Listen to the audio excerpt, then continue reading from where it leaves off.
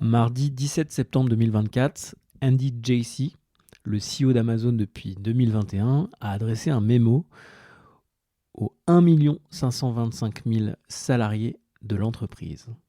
Et ce mémo a fait l'effet d'une bombe pour qui s'intéresse aux évolutions du monde du travail.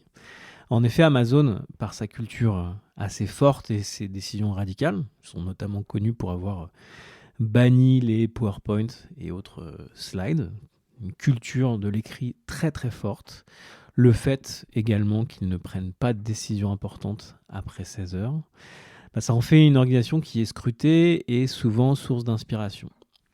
Mais voilà, ce mémo, qui concerne le retour au bureau et la réorganisation des équipes, a fait l'effet d'une bombe. Et je vais vous présenter les 4 principaux points abordés dans cette lettre adressée aux salariés.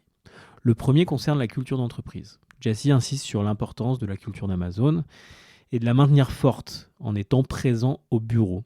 Il estime que la collaboration, l'apprentissage et l'innovation sont plus efficaces en face à face, en personne, surtout pour leurs nouvelles recrues. Le second point concerne le retour au bureau en lui-même. Amazon va réintroduire une politique de présence obligatoire au bureau, 5 jours par semaine, avec une certaine souplesse, liée aux contraintes familiales, à peut-être des rushs sur certains projets, comme en fait avant la pandémie. Selon Jassy, ça permet une meilleure connexion entre les équipes, ça facilite les interactions spontanées et ça renforce l'absorption, la contribution à la culture de l'entreprise. Le troisième point est très intéressant, et c'est marrant parce qu'il est un peu passé au second point, on s'est beaucoup focalisé sur la fin du télétravail. Le troisième point concerne la réduction du nombre de managers. En effet, Amazon souhaite augmenter de 15% le ratio de contributeurs individuels par rapport aux managers d'ici le premier trimestre 2025. Ce que ça veut dire, c'est qu'ils veulent réduire en fait les couches hiérarchiques, simplifier les processus et par là même encourager une prise de décision rapide et plus autonome pour des employés proches des clients. Donc il y a un vrai enjeu qui va être de réduire le nombre de managers chez Amazon. Et enfin, le dernier point concerne la lutte contre ce qu'ils appellent la bureaucratie, notamment avec la création d'une bureaucratie mailbox, donc une boîte aux lettres qui concerne la bureaucratie, qui a été créée pour que les employés puissent signaler tout processus inutile afin de rendre l'organisation plus agile et de réduire la complexité administrative.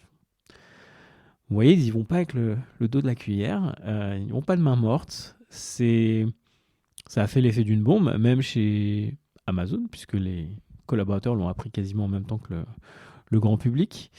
Dans mon analyse, je trouve la communication intéressante. L'initiative vise à favoriser une culture de l'innovation, une simplification de la structure de l'entreprise, une amélioration de la collaboration avec plus de présentiel. À titre personnel, je suis vraiment impressionné par la forme de cette annonce et cette transparence assez radicale, on va dire, que j'ai rarement vue en fait dans d'autres organisations. Sur le fond, je suis un peu plus interrogatif. Réduire les strates managériales, c'est pertinent si et seulement si on valorise des parcours transverses, des expertises métiers. Donc c'est pas juste on réduit le nombre de managers, il faut qu'on propose aussi d'autres parcours de carrière. Et quand on sait qu'aujourd'hui, devenir manager, ça reste une forme de voie royale d'ascension dans l'organisation. Donc il y a vraiment ce sujet de OK, on va réduire le nombre de managers, mais comment on valorise des expertises plus transverses. L'aspect consultation des parties prenantes. Alors on sait que le code du travail américain n'est pas le code du travail français, mais c'est quand même largement éludé dans cette communication. J'imagine que prendre le pouls en interne, ça a été fait. En réalité, je ne le sais pas. Et les quelques news que j'ai d'insider d'Amazon, j'ai pas l'impression que ça a été très très développé. Donc il y a quand même un côté assez, je vais pas dire violent, mais assez radical dans cette forme de communication.